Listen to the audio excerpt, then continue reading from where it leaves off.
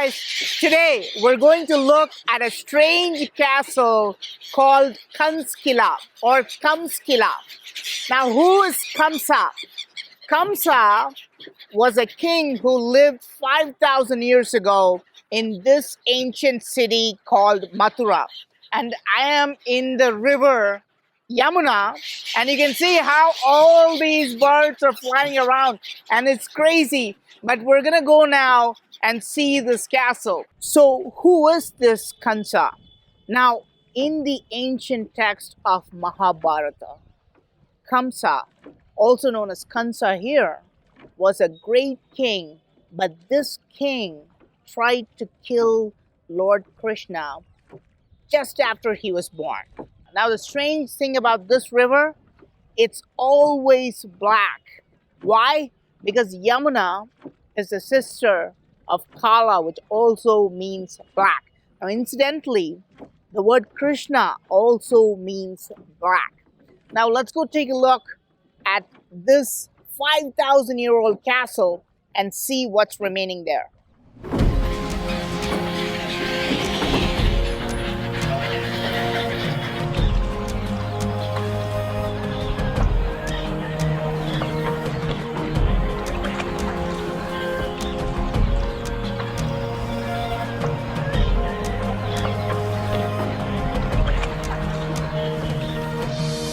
So you can see that massive fort. That is Quila. You can see that huge, giant castle type of stuff. And it's made of these huge red-colored stone blocks. We're going to go and take a look and see what's inside that castle, if that's possible. Okay, I'm sure that most of all these huge structures are not 5,000 years old because things don't last that long. But we want to see if there are any actual remains in that place that belong to King Kamsa. Okay, now one of the cool things about this castle, right off the bat, I can tell that it's designed in a very strategic point. Now think about this, right? If you pan to the right, you can see the river Yamuna. Now if you pan to the left, again you can see the river. So the castle is located on the river bank. Why? Why would this place be designed on the river bank? Think about it. This is a castle which was also used as a fort by King Kamsa. So if enemies have to come and attack him, they have to come via the river. Now, if you're coming through a river, then you have to come in a much slower pace using boats like these. Okay, and then you can be easily attacked from the top of the castle because you will have like a huge bunch of people ready on top of the castle. And if you're coming through boats through this river, you can be easily defeated. This is the idea behind putting the castle in such a strategic point. And this was done 5,000 years ago. Okay guys, so we have hit the bank. Now I'm gonna get off the boat and then we're gonna go take a look at the castle. So let's go take a look. Now these walls are at least 50 feet tall. But is it really the original structure? What are these walls made of? It's said that King Kansa built the original fort and then it was destroyed, and then it was rebuilt by future generations, again destroyed by invaders, and it was continuously destroyed more than a dozen times, and it was rebuilt. The last person who rebuilt was King Mansingh from Jaipur. And it is said that on top of the castle, there are some important things built by him. So you can see those giant stone blocks there. That's the main fort. And you can see how it's been extended with all these bricks. You can see the smaller bricks and stuff. Now here you can see the brick walls are extending. Now you can see how the tree is growing on these walls. Now if you keep continuing, so these are the brick walls. Now we don't know how old these are, okay? could be anywhere between 500 years or even, maybe thousands of years old, these brick walls. But if you see inside, you see something quite interesting. I think in this case, the trees are helping us understand what's going on because we can see inside, and inside, not small bricks, but you can see the huge stones, right? So look at this stone block. This is one giant stone block. This is not a brick, but some type of a huge red stone. So what am I trying to show you? Today, it looks like most of it is a brick structure from the outside, but inside there may be original stone blocks used by King Kansa. And you can see that's a completely different technology, right? Because ancient builders always used huge stones, not bricks, okay? Maybe they did use bricks in some areas, but this is what we're gonna do. We're gonna go and climb to the top and see if we can find more stuff. Let's go. I'm walking up the stairs, and this entire place is full of monkeys, and we're gonna go to the top of the fort, and we may be able to find some evidence there. So I'm at the top of the castle, and you can see it's completely different from what we expected because there's nothing there. You can see there's actually nothing there. Why? Because it was demolished multiple times, that's why. But let's go see if we can find any traces of ancient stuff in here. Most of the stuff here is actually built by these bricks. And I think these bricks would probably be about 500 years old. But you can also see these giant stone blocks. Now look at this structure. And you can contrast it with this structure. You see how small these stone blocks are? Normally we talk about evolution, right? How people and their work gets better over a period of time.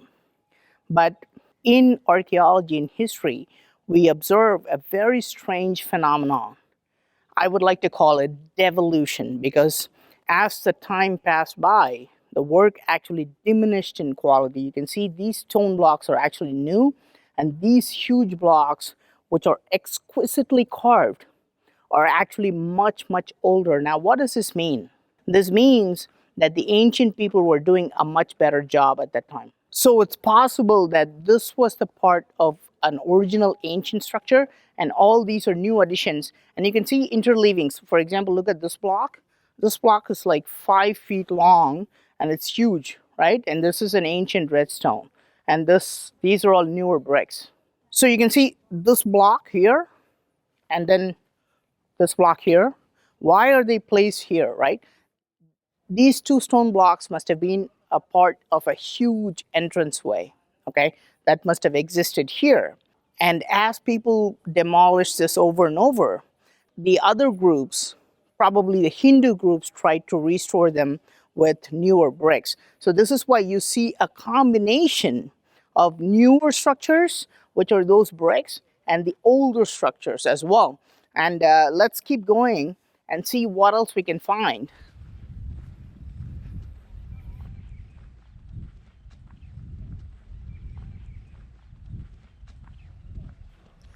Wow, look at this structure. It's very strange, guys. It's very intriguing. The type of stone is intriguing. See what they've tried to do with this. Almost like a cylinder. It's very, very interesting. And you can see the lotus petal type carvings here. And then these grooves. Now, who was the last king who used Quila? Believe it or not, after so many times of destruction, the last king who used this place was King Mansingh. Sometimes they say Manu or Mansingh of Jaipur. In 16th century, this king came, took over this place, renovated as much as he can, and the kings from Rajasthan, the state of Rajasthan, were very interested in astronomy. On top of this castle, he built a giant observatory to watch the heavenly bodies. And when invaders took over this place again, they completely razed the observatory to the ground. So you can see for 5,000 years, ancient structures in India have been continuously being built, destroyed, and rebuilt. Destroyed and rebuilt over and over and over. Even in the last few centuries, this destruction did not stop. And this destruction was not just limited to religious structures, even for astronomical observatories and all these scientific structures that were built were razed to the ground. So this is a classic example of such an ancient site. So guys, the view from the top of this castle is just amazing because you can see this beautiful river Yamuna from the top. But there's another interesting feature here. You can see this artificial island built. And this is very, very interesting for me. Now think from the point of view of King Kansa 5,000 years ago, right? Why did he build this castle on the riverbank? I already told you this, for defense purposes, right? But this artificial island, it's just a small strip, makes it 100 times more interesting. You know why?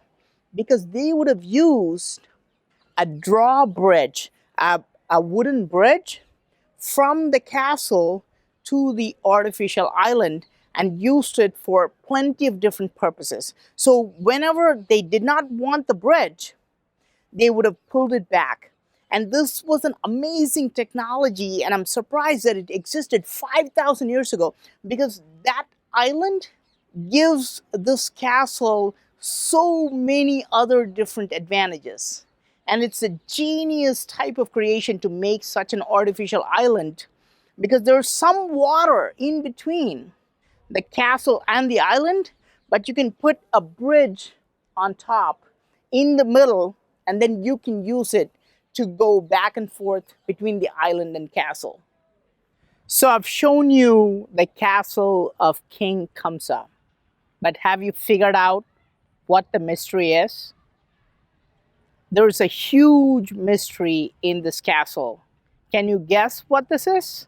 I've shown you the castle from the ground level, and we have come on top of the castle, and I'm showing you what's on the terrace. But what's inside this 50 feet tall structure? From the ground level, we can even see small windows, and we can see bricks lined up in there.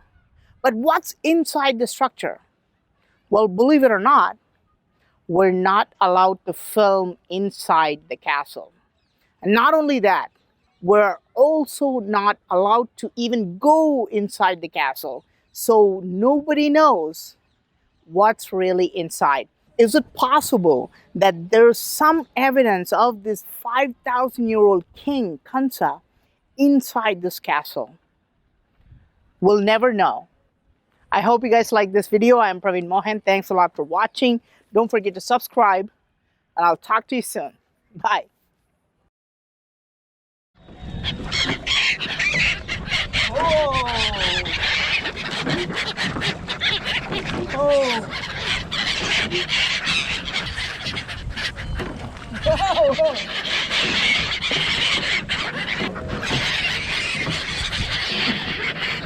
Oh, on this side.